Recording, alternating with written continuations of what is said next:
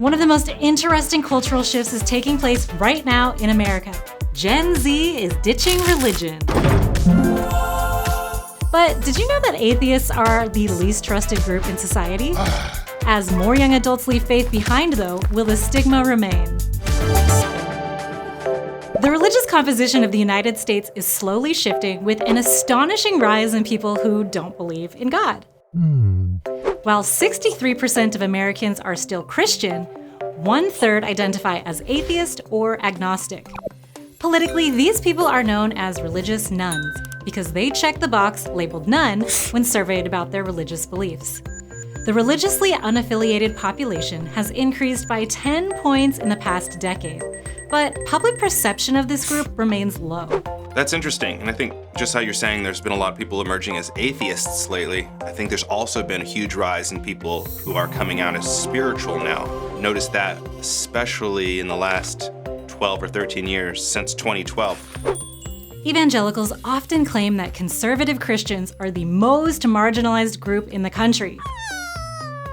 However, national surveys show that atheists are less likely to be accepted than any ethnic, religious, and other minority group. People simply don't trust atheists, including people from more liberal, secular populations. For example, researchers in one study asked participants to identify the driver of a hypothetical hit and run. The suspects included a Christian, a Muslim, a rapist, and an atheist. Respondents said it was equally probable that the culprit was the atheist or the rapist. That's how little humans trust other humans unless they believe in God. So I wonder if you threw an alien in there, if people would still trust the atheist less. They probably would. But believing atheists are immoral is not supported by evidence. Data from the Federal Bureau of Prisons shows there are fewer atheists in prison than religious inmates per capita. And according to the United Nations, most of the countries with the highest homicide rates are very religious, including El Salvador, Honduras, the United States, and South Africa. Despite the evidence, identifying as an atheist is still taboo. It is so taboo that many atheists hide their disbelief in God over concerns about prejudice. They don't even tell their friends and family. I've also noticed that there are a lot of people that don't accept spiritual people. For example, I went back home to Alabama and I dated a girl for a few weeks. We got along great, but then when I shared with her my spiritual beliefs, she basically rejected me. She said they were demonic and deadly. Wow, demonic and deadly? Yeah. What kind of beliefs do you have, Tyson? It wasn't that what I'm studying was black magic or evil spells. It's not. It was that anything that wasn't evangelical, anything that wasn't just the Bible, she thought was the work of the devil. Point being, you can be rejected for being spiritual in certain parts of the country. Statistics show that younger generations are coming out of the closet and changing the country's religious landscape. Today, nearly 40% of adults under 29 don't believe in God. That's 3 times the unaffiliated rate among seniors, who are very religious.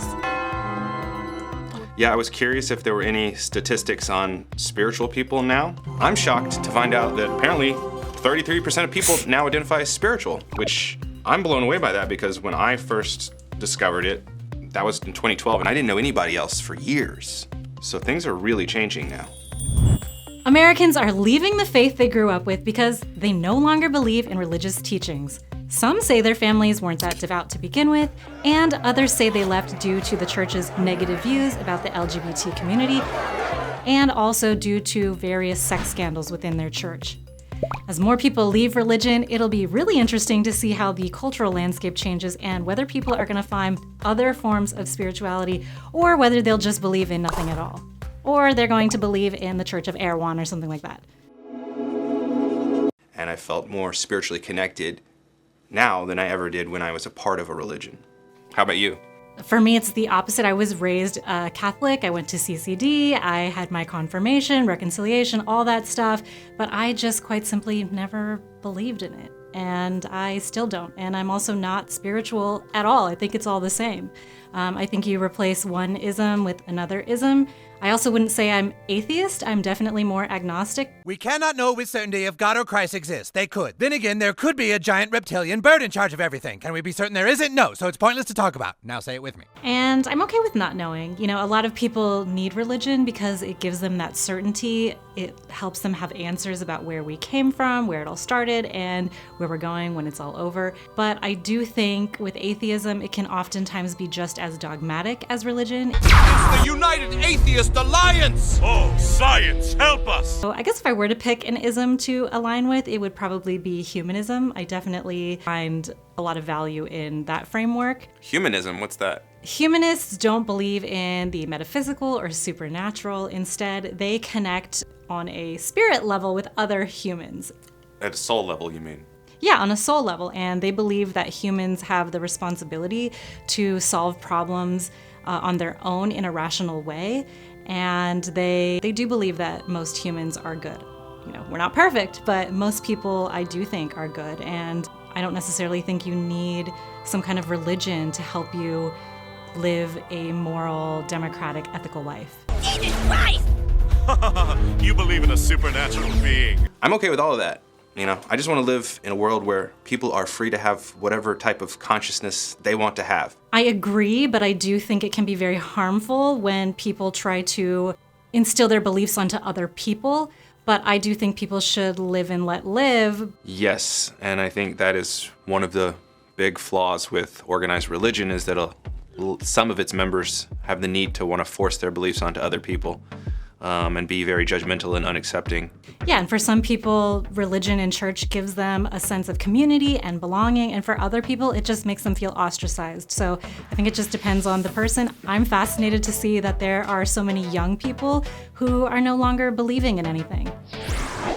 For more stories like this, be sure to subscribe to the Church of Taboo News Today. Oh. Thanks for watching. I'm Brigida. See, you're starting a religion. Yes, I am.